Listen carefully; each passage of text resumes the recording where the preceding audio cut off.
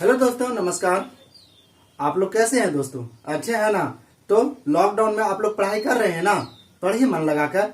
देखिए दोस्तों, हम लोग अभी भारतीय राज व्यवस्था में हमारा संविधान कैसा है उसके बारे में जानकारी प्राप्त कर रहे हैं। तो पिछले बार हम लोग देख चुके हैं कि हमारा संविधान कैसा है, और उसी को आगे बढ़ाते हुए आज हम लोग देखने वाले हैं कि वयस्क माताधिकार यानी वयस्क माताधिकार के बारे में हम लोग जानकारी प्राप्त करेंगे। तो देखिए, वयस्क माताधिकार हमारे देश में वोट देने की न्यूनतम उम्र सीमा 18 वर्ष है। देखिए, हमारा देश में जो वोट देने का न्यूनतम उम्र सीमा कितना है? 18 वर्ष है, तथा अधिकतम उम्र सीमा की कोई सीमा ही नहीं है। देखिए, वयस्क माताधिकार मतलब वोट देना, समझ गए ना? तो वोट देने के लिए न्यूनतम उम्र सीमा 18 वर्ष है। लेकिन आपसे अगर प्रश्न में ये रहे कि हमारे देश में वोट देने की अधिकतम उम्र सीमा क्या है, तो उसकी कोई सीमा ही नहीं है। आप बुढ़ापा हो गए हैं, लाठी लेके भी चल रहे हैं, किसी तरह से चल रहे हैं, आप चलने भी नहीं सक रहे हैं, तो भी वोट देने का अधिकार आपको है, आप वोट दे सकते हैं। इसके पहले यानी अभी 18 वर्ष, लेकिन इसके पहले वोट देने की न्यूनतम उम्र सीमा 21 वर्ष थी। कितनी थी? 21 वर्ष थी यानी पहले। लेकिन देश के सबसे युवा प्रधानमंत्री राजीव गांधी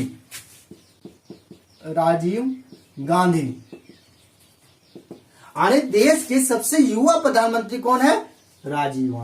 राजीव गांधी द्वारा 61वां संविधान संशोधन, ये जरूर याद रखिएगा। कब? 61वां संविधान संशोधन 1989 ईस्वी में। 61वां संविधान संशोधन 1989 ईस्वी में वोट देने की न्यूनतम उम्र सीमा 21 वर्ष से घटाकर 18 वर्ष कर दिए थे। तो ये बहुत बार पूछा गया है कि वोट देने की न्यूनतम उम्र सीमा 21 वर्ष से घटाकर 18 वर्ष किस संविधान संशोधन द्वारा किया गया था? तो किस संविधान संशोधन द्वारा? 61वां संविधान संशोधन द्वारा। और कब किया गया था? तो कब किया गया था? 1989 ईस्वी में ये घटाकर 21 वर्ष से 18 वर्ष कर दी गई थी। ये भी पूछा गया था कि किसकी सरकार द्वारा? तो राजीव गांधी की कांग्रेस सरकार द्वारा इसे वोट देने की अधिकार की न्यूनतम उम्र सीमा 21 वर्ष से घटाकर 18 वर्ष कर दी गई थी। तो आप लोग ये संविधान संशोधन जरूर याद रखिएगा। ये भी पूछा जाता है कि किस में 21 वर्ष से घटाकर 18 वर्ष किस संविधान संशोधन द्वारा कर दी गई थी? तो 61वां संविधान संशोधन 1989 द्वारा। तो देखिए, वर्तमान समय में हम लोग वोट देने का अधिकार कितना है? तो उम्र सीमा 18 वर्ष। 18 वर्ष आपका हो गया तो वयस्क मताधिकार के अंतर्गत आप आइएगा, समझ रहे हैं ना? तो ये वयस्क मताधिकार मतलब होता है वोट देने का अधिकार। यानी वोट देने का आप नाबालिग कब है, कब बालिग हुए, इसके बारे में। कब से आप 18 वर्ष देने लगे वोट, तो समझिए कि आप बालिग हो गए हैं, और 18 वर्ष वयस्क मताधिकार के अंतर्गत हम जाने जाइएगा, और आपको वोट देने का अधिकार दिया जाएगा। ठीक है, अब आगे देखिए।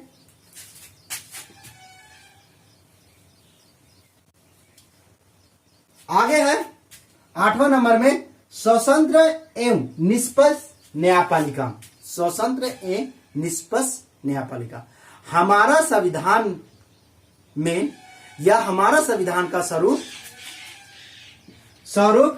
स्वतंत्र एवं निष्पक्ष न्यायपालिका है। यानी हमारे देश में, या हमारे संविधान में, या हमारे न्याय में हमारे न्यायालय द्वारा बिना किसी रुकावट के किसी कार्य को कर सकते हैं। यानी देखिए, ये स्वतंत्र प्रभार है। हमारे देश में जो न्यायपालिका है वो स्वतंत्र प्रभार है, किसी के दबाव में आकर निर्णय नहीं सुनाती है। यानी इसके अंतर्गत न्यायपालिका हमारे देश में कितने हैं? सर्वोच्च न्यायालय,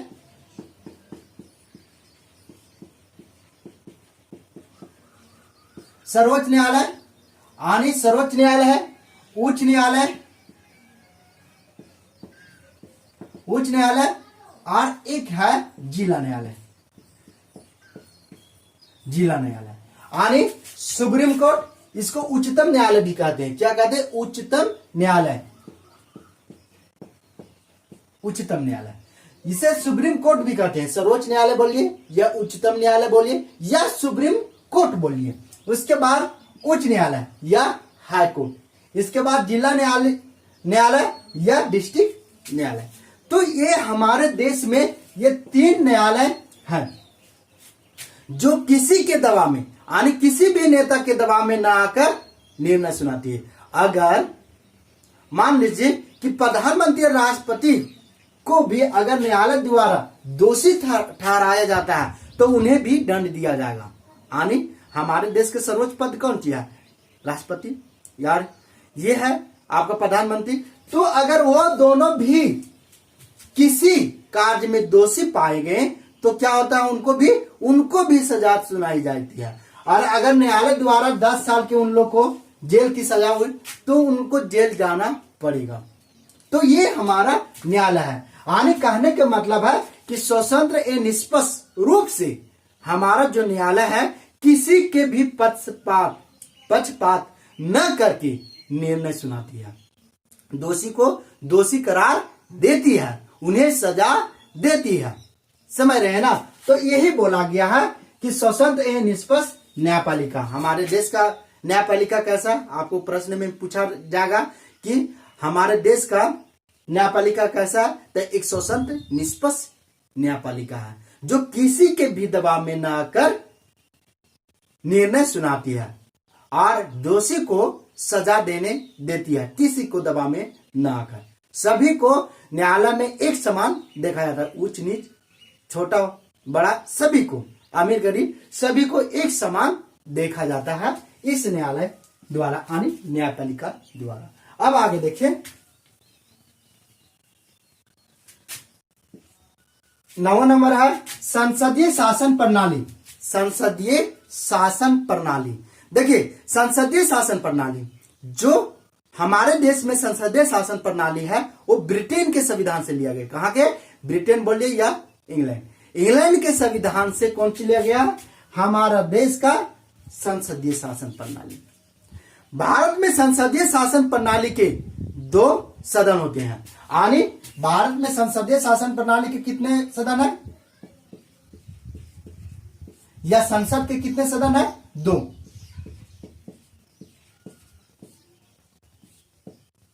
2 सदन होते हैं। इसके कितने सदन होते हैं? 2 सदन होते हैं। सबसे पहले देखिए संसद संविधान के कितने अनुच्छेद में वर्णित है? ये कई बार पूछे गए हैं कि संसद निम्न में से संसद कौन सा अनुच्छेद में है?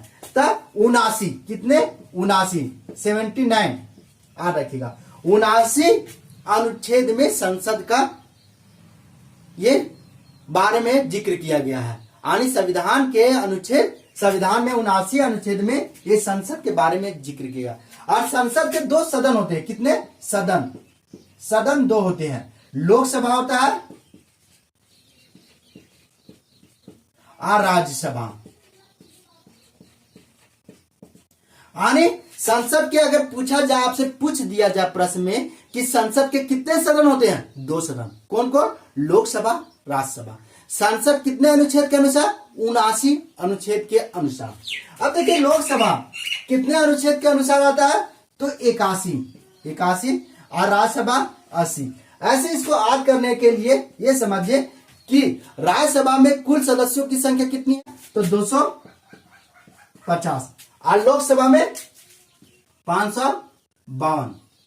लेकिन वर्तमान समय में यहां 245 पर चुनाव की जाती है और इसमें भी 545 पर। इसकी चर्चा हम करेंगे कि आखिर ये 7 सदस्य कहां चले जाते हैं, 7 पर क्यों नहीं चुनाव होती है, और यहां भी 5 सदस्य कहां चले जाते हैं। इसकी चर्चा हम आगे क्लास में करेंगे। लेकिन अभी समझिए कि ये हमारे देश में संसद है, संसदीय शासन प्रणाली है, और संसद के 2 सदन होते हैं। कौन कौन? लोकसभा और राज्यसभा। कौन कौन सदन होते हैं? लोकसभा और राज्यसभा। और यही प्रश्न आपसे पूछ दे कि संसद के कितने अंग होते हैं? संसद के अंग, अंग कितने अंग होते हैं? तो देखिए संसद के 3 अंग होते हैं, 3 अंग होते हैं, राष्ट्रपति, लोकसभा, राज्यसभा। ये अंग है। देखिए 2 प्रकार की यहां प्रश्न पूछी जा रही है।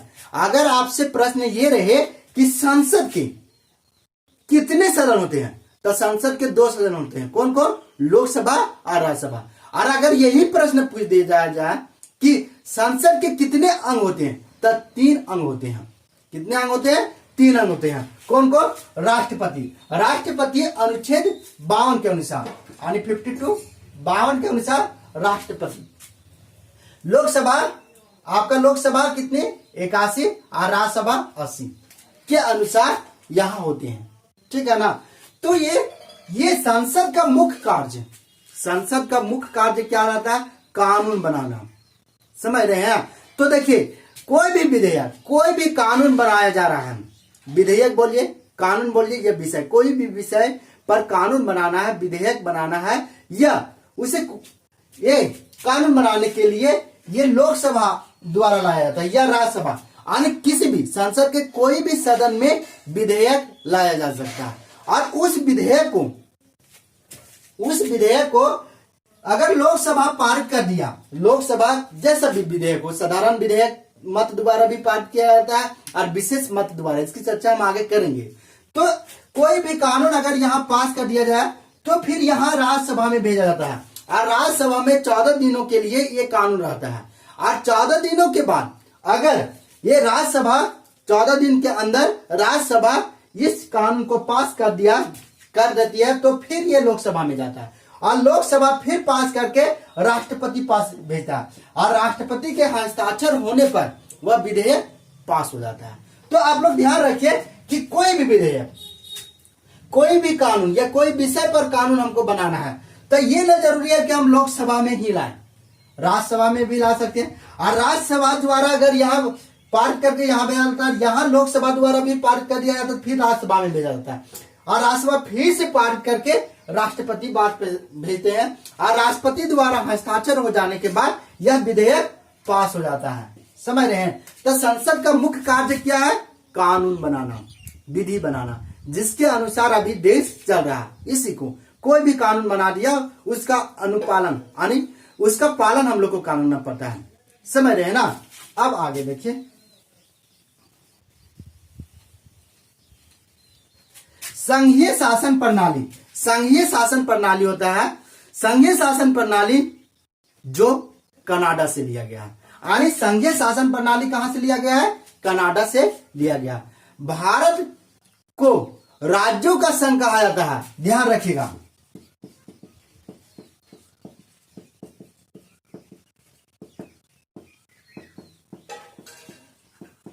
भारत को राज्यों का संघ कहा जाता है। देखिए राज्यों का संघ कहा जाता है भारत को, अर्थात केंद्र और राज्य दोनों को अलग अलग अधिकार, यानी दोनों को अलग अलग कानून बनाने की अधिकार दी गई है। किसको किसको? केंद्र और राज्य को।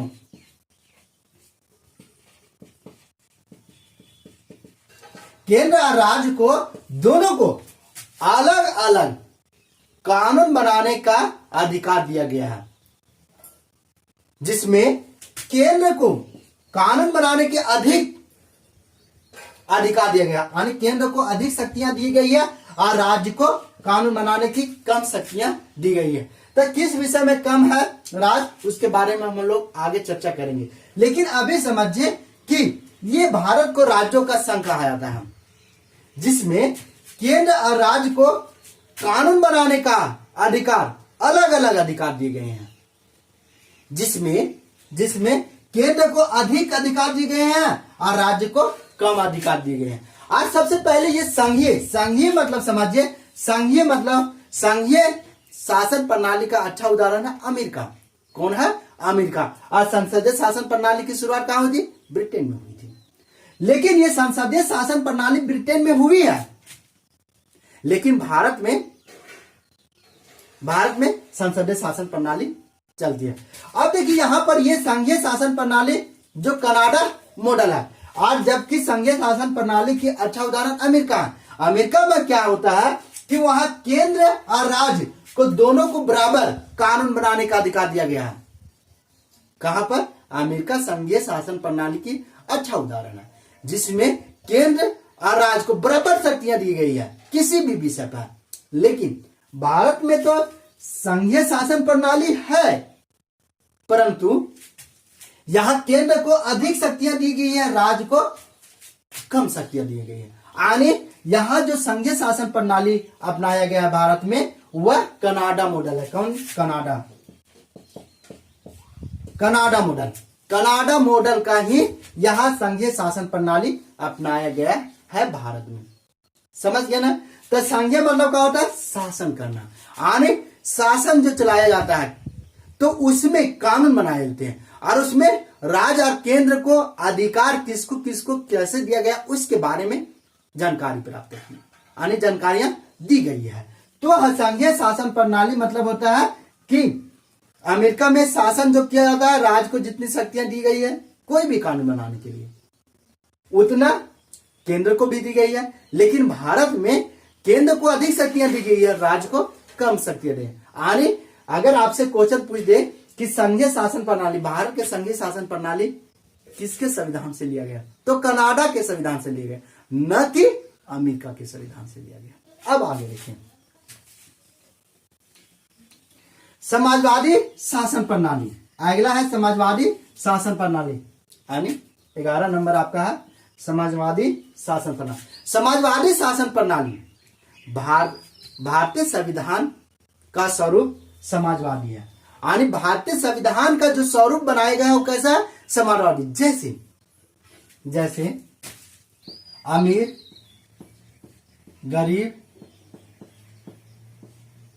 गरीब, ठीक है ना, ऊंच या नीच, छोटा या बड़ा, समझ रहे हैं, मालिक या नौकर, समझ रहे हैं, ये सभी। आनी बोला जा रहा है कि भारतीय संविधान का स्वरूप कैसा है? समाजवादी। इसके अंतर्गत जैसे अमीर गरीब, ऊंच नीच, छोटा बड़ा, मालिक या नौकर, कोई के बीच कोई भेदभाव नहीं है। आनी पहले कहा था छुआछूत की बीमारी थी, भेदभाव किया जाता था, लेकिन जब संविधान का निर्माण हुआ तो ये सब में कोई भेदभाव नहीं। अगर अमीर है तो वहां गरीब भी साथ ही मिलकर खा रहा है एक साथ।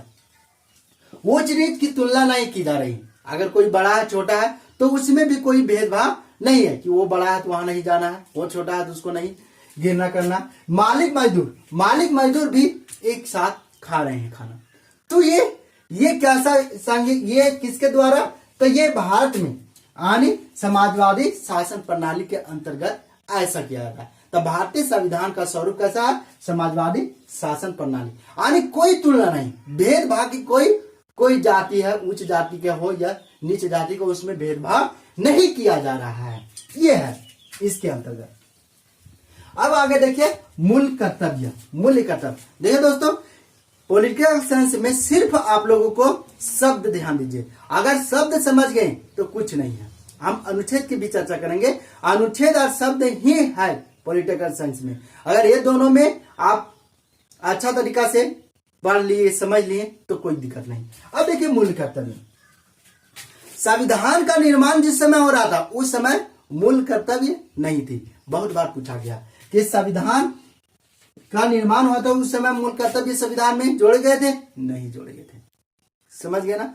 तो संविधान का जिस समय निर्माण हुआ था उस समय मूल कर्तव्य नहीं जोड़े गए थे। मूल कर्तव्य को 42वां संविधान संशोधन कर 42वां संविधान संशोधन 1976 ईस्वी में 1976 ईस्वी में स्वर्ण सिंह समिति, कौन? स्वर्ण सिंह समिति, स्वर्ण सिंह समिति की सिफारिश पर इंदिरा गांधी की सरकार, कांग्रेस पार्टी की इंदिरा गांधी की सरकार, गांधी की सरकार द्वारा 10 मूल्य कर्तव्य को संविधान में शामिल किया गया था। ध्यान में रखिएगा, यह पूछा गया कई बार कि मूल्य कर्तव्य को कब अपनाया गया, तब कब 1976 में, किस संविधान संशोधन में, तब 42वें संविधान संशोधन में। इसकी चर्चा हम आगे भी करेंगे, समझ रहे हैं आप, चिंता मत कीजिए कि इसकी चर्चा आगे हम करेंगे, लेकिन अभी आप समझिए, सिर्फ जानिए कि मूल कर्तव्य था। जिस समय संविधान का निर्माण हुआ था उस समय मूल कर्तव्य संविधान में नहीं थे। मूल कर्तव्य को 42वां संविधान संशोधन 1976 ईस्वी में स्वर्ण सिंह समिति, यह भी पूछा गया कि किस समिति के अनुशंसा पर, तो स्वर्ण सिंह समिति के अनुशंसा पर इंदिरा गांधी की सरकार, यानी कांग्रेस पार्टी की इंदिरा गांधी की सरकार थी, उस समय प्रधानमंत्री कौन थे, इंदिरा गांधी की सरकार द्वारा इसे मूल्य कर्तव्य को, यानी 10 मूल्य कर्तव्य, कितने, 10 मूल्य कर्तव्य को संविधान में शामिल किया गया। लेकिन वर्तमान समय में मूल्य कर्तव्यों की संख्या 11 है। कितनी है, 11। अगर आपसे पूछ दिया जाए जिस समय 42वां संविधान संशोधन में कितने मूल्य कर्तव्यों को संविधान में जोड़ा गया था, तो 10। वर्तमान समय में मूल्य कर्तव्यों की संख्या कितनी है, तो 11 है। और 11वां मूल कर्तव्य को, 11वां मूल कर्तव्य को 86वां संविधान संशोधन का, 86वां संविधान संशोधन 2002 में जोड़ा गया। ध्यान रखिएगा, यह भी पूछा गया कि मूल कर्तव्य की वर्तमान समय में 11 मूल कर्तव्य की संख्या, लेकिन 11वां मूल कर्तव्य को क्यों संविधान संशोधन में जोड़ा गया था, तो 86वां संविधान संशोधन 2002 में जोड़ा गया था। तो ध्यान रखिएगा, समझ गए नहीं। तो वर्तमान समय में कितने मूल कर्तव्य हैं, 11 हैं, समझ रहे हैं ना। पहले कितने मूल कर्तव्य थे, 10 थे। 10 मूल कर्तव्य को कब जोड़ा गया था, तब 42वां संविधान संशोधन 1986 ईस्वी में। अब किसके सिफारिश पर मूल कर्तव्य को जोड़ा गया, किस समिति की सिफारिश पर, तब स्वर्ण सिंह समिति की सिफारिश पर। किसने अनुशंसा की थी, स्वर्ण सिंह समिति की सिफारिश पर, उनके अनुशंसा पर जोड़ा गया था। तो उस समय किसकी सरकार थी, तो इंदिरा गांधी की, कांग्रेस पार्टी की इंदिरा गांधी की सरकार थी, समझ रहे हैं ना। तो इस प्रकार से ये शब्द समझिए, अगर शब्द आप समझ गए तो कोई बात नहीं। आप पॉलिटिकल साइंस में एक ऐसा पॉलिटिकल साइंस ही ऐसा सब्जेक्ट है जिसमें अगर आपको 15 क्वेश्चन पूछे गए तो उसमें 14 जरूर बन जाएंगे, और कोई ऐसा सब्जेक्ट नहीं है कि उसमें आप 15 में 12, 13, 11 इस तरह, और इसमें 15 में 15 भी मार सकते हैं पॉलिटिकल साइंस में। लेकिन आप ध्यान से देखिए, समझिए, ऑब्जेक्टिव क्वेश्चन बनाइए। वीडियो देखने के बाद आप ऑब्जेक्टिव क्वेश्चन बनाइए, आप उससे बनाइए, देखिए जो हम पढ़ा रहे हैं उसी को निकालिए, वही चैप्टर ऑब्जेक्टिव में, आज बना के देखिए कि जो पढ़ रहे हैं वो बन रहा है कि नहीं, क्या हाँ हमें जो जानकारी प्राप्त हो रही वो गलत तो नहीं है। तो इसको जांच पड़ताल भी आप कीजिए, किसी पर भरोसा मत कीजिए, समझ रहे हैं ना। इसलिए आप लोग जरूर देखिए, आप देखकर ऑब्जेक्टिव क्वेश्चन जरूर बनाएं। हम अगला क्लास में संविधान के निर्माण की प्रक्रिया के बारे में जानकारी प्राप्त करेंगे, यानी संविधान का निर्माण कैसे हुआ था उसके बारे में जानकारी प्राप्त करेंगे। कब, अगले क्लास में। थैंक यू दोस्तों।